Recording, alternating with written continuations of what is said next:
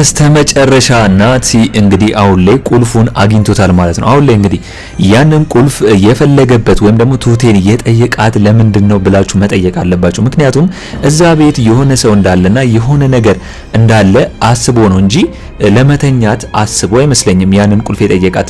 ናቲ የሆነ ነገር ባያቅ ኖሮ ወይም ደግሞ የሆነ ድምጽ ባይሰማ ኖሮ ያንን ቁልፍ ትሁቴን ባልጠየቃት ነበር ማለት ነው። ስለዚህ እንግዲህ ያንን ቁልፍ እንደምንም ብሎ ፈልጎ ያንን ቁልፍ አግኝቶት እዛ ቤት ገብቷል ማለት ነው። እንግዲህ ያንን ቁልፍ ሊያገኝ የሚችለው ከዚህ በፊት እዚህ ቤት በመጣ ሰዓት ካሜራ አስቀምጦ ነው ወይም ደግሞ የሆነ ነገር አድርጎ ይመስለኛል። ስለዚህ አሁን ላይ እንግዲህ ናቲ በስተመጨረሻ እንግዲህ እናቱን ሞታለች ብሎ የነገሩትን ቀብረናታል ብለው የነገሩትን እናቱን በዛሬው እንግዲህ በቀጣዩ ክፍል ገብቶ ካገኛት የሚያያት ይሆናል ብዬ ነው የማስበው። ስለዚህ ነገር ግን አቶ ገዛኸኝና ቤቲ ግን አሁን ላይ ትሁቴ ላይ ነው የሚያሳቡባት ወይም ደግሞ ትሁቴን ነው የሚጮባት ብዬ ነው የማስበው። ምክንያቱም ትሁቴ ይህንን ነገር እንደምታቅ ባያቁም ነገር ግን እኛን አይታን ለናቲ የነገረችው ትሁቴ ነች ብለው እንግዲህ ትሁቴን የሆነ ነገር እንዳያደርጓት ብዬ ነው መፈራው። አሁን ላይ እናትየው ነፃ መውጣቷ እንዳለ ሆኖ ነገር ግን ትሁቴ ላይ እንዳይቀየሩባት ቤቲና አቶ ገዛኸኝ ብዬ ነው መፈራው። እስኪ እናንተስ በዚህ ጉዳይ ሁላችሁም ሀሳብ አስተያየታችሁን ኮሜንት ላይ ማስቀመጣችሁ እንዳረሱ። እንግዲህ አሁን ላይ እንደሚታወቀው ቤቲ በጣም ከባድ ስም ነው። እንደ ስሟ ነው እንግዲህ አሁን ላይ ናቲን እያስቸገረችው ያለችው። አሁን ላይ የገዛኸኝ ልጅ እንደሆነ ናቲ እያወቀች ከሱ ጋር ለመተኛትና እሱን ለመደባበስ እየሞከረች ነው። ይሄ ደግሞ ምንድነው የምትፈልገው? አባትየውን እንደማትፈልግ ግልጽ ነው። ነገር ግን ከሱ ጋር የሆነ ነገር ለማድረግ እየፈለገች ነው። አሁን ላይ ናቲ የአባትየውን ውርስ ቢወርስ እንኳን እሷም ከዛ ውርስ ለመውሰድ ነው እንደዚህ እያደረገች ያለችው። ነገር ግን ናቲ ለቤቲ መቼም ፊት አይሰጣትም። እንደገና ደግሞ ከአባትየውንም ራሱ አሁን ላይ ከሱ ጋር የሆነችው ብሩንና ገንዘቡን ወዳ እንጂ ወዳው በእውነተኛ ፍቅር ተመስርታ እንዳልሆነ ነው እየነገራት ያለው። አሁን ላይ ግን ናቲ እንግዲህ በስተመጨረሻ እናቱን የሚያገኛት ይሆናል። ቀብረናታል፣ ገለናታል የሚሉትን እነ ገዛኸኝ አሁን ላይ የሚያገኛት ይመስለኛል ብዬ ነው ማስበው። ትሁቴ እንግዲህ አሁን ላይ ይህንን ነገር ሰምታ ይህንን ነገር አይታ ዝም ማለት ለሷም ከነሱ እንደ አንዱ ነው መቆጠረው እያለች እየፈራች ነው። ስለዚህ ይህንን ነገር ካልሆነ ለምን ለናቲ ያልነግረውም እያለች እያሰበች ነው አሁን ላይ ትሁቴ። ከዛም ነገር አልፋ ወይም ደግሞ ከዛ ስቃይ ውስጥ ወጣው ስትል እንደገና ከባድ ስቃይ ውስጥ ገብታለች ማለት ነው። አሁን ላይ ከተመስገን ዞር ብላለች። ምክንያቱም እህቷንና ልጇን ከዛ ሀገር ዞር እንዲሉ ስለነገረቻቸው አሁን ላይ እየደወለች ለእህቷም እየነገረቻት ነው። ስለዚህ አሁን ላይ ትሁቴ ለናቲ ትነግረዋለች ወይስ አትነግረውም የሚለውን እስቲ ሁላችሁም ሀሳብ አስተያየታችሁን ኮሜንት ላይ ማስቀመጣችሁን እንዳረሱ። እንግዲህ ትሁት ክፍል 81 ቶሎ እንዲለቀቅ ሁላችሁም ኮሜንት ላይ ክፍል 81 ቶሎ ይለቀቅልን በማለት ይህንን ቪዲዮ ላይክ በማድረግ ጀምሩ። እንግዲህ አሁን ላይ ናቲ ከመጣ በኋላ ቤቲ በጣም ደስ ብሏታል። ምንድነው ደስ ያላት? አንደኛ የአቶ ገዛኸኝ የሀብታሙ ልጅ መሆኑና ሁለተኛ ነገር ደግሞ አሁን ላይ ቤቲ ከገዛኸኝ ይልቅ ከልጁ ጋር መሆን ስለምትፈልግ ነው ማለት ነው። ምክንያቱም ከገዛኸኝ ጋር እንግዲህ እናቱን የሆነ ነገር ካደረገበትና እናቱ ከሞተችበት በኋላ ነው ከዛ ቤት ወጥቶ ለራሱ የሆነ ቢዝነስ እየሰራ የሚገኘው ማለት ነው። ይሄንን ነገር ደግሞ ቤቲ ታደንቅለታለች። አሁን ግን ቤቲ በናቲ ለመወደድና በሱ ለመፈቀር ነው የምትፈልገው። ምክንያቱም አሁን ላይ አባትየውን ብታጠምደውም ወይም ደግሞ ከሱ ጋር ብትሆንም ነገር ግን ናቲ ይህንን ነገር አይወድላትም የቤቲን ማለት ነው። ምንም ስራዋ ሁላ መጥፎ ነገር እንደሆነ ነው የሚታወቀው። አሁንም ቢሆን አባትየው ያንን ብርና ያንን ውርስ ባይኖረው ኖሮ አታገቢውም፣ እንዴት ከዚህ ሽማግሌ ጋር አንቺ ትጋቢያለሽ? አንቺ እኮ ወጣት ነሽ ብሎ ነው ናቲ የመከራት። ነገር ግን አሁን ላይ ከሱ ይልቅ ከናቲ ጋር መሆንን ነው ፍላጎት እያሳየች ያለችው ማለት ነው። በዚህ አካሄዷ ግን እንደሚታወቀው ራሱ ገዛኸኝ ቢያያት ኖሮ ምን ሊፈጠር ይችላል ብላችሁ የምታስቡት? ምክንያቱም ገዛኸኝ እንግዲህ አሁን ላይ ዝም ብሏታል። ዝም ያላት ደግሞ እንግዲህ እያሰበላት መሆኑን መዘንጋት የለብንም።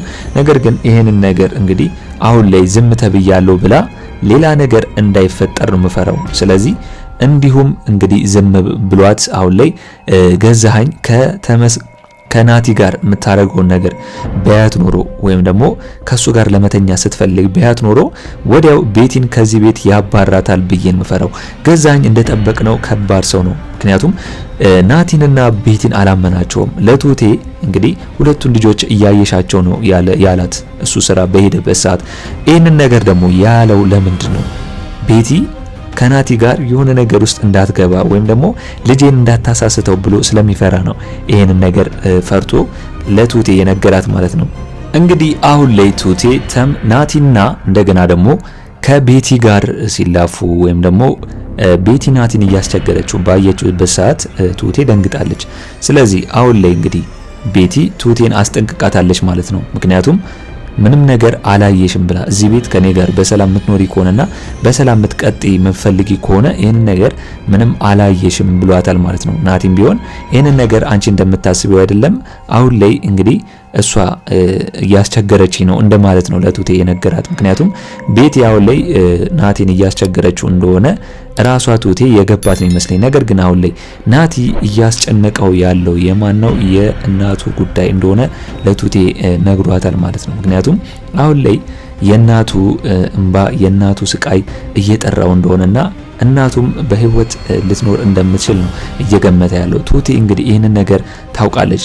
እንግዲህ ናቲ ያንን ፎቶ ሰጥቶ ለትሁቴ እቺ ነች እናቴ ብሎ ሲሰጣት ትሁቴ ደንግጣለች። ምክንያቱም ከዚህ በፊት እናትየው ለትሁቴ ሁሉም ነገር ነግራታለች።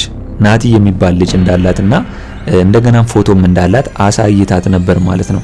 ይሄ ናቲ የት ነው ያረጉብኝ? አሁን ላይ ገዛኸኝና ቤቲ ያደረጉት ነገር ምንድነው? ለእናትየው ልጁን ገለነዋል ነው፣ ለልጁ ደግሞ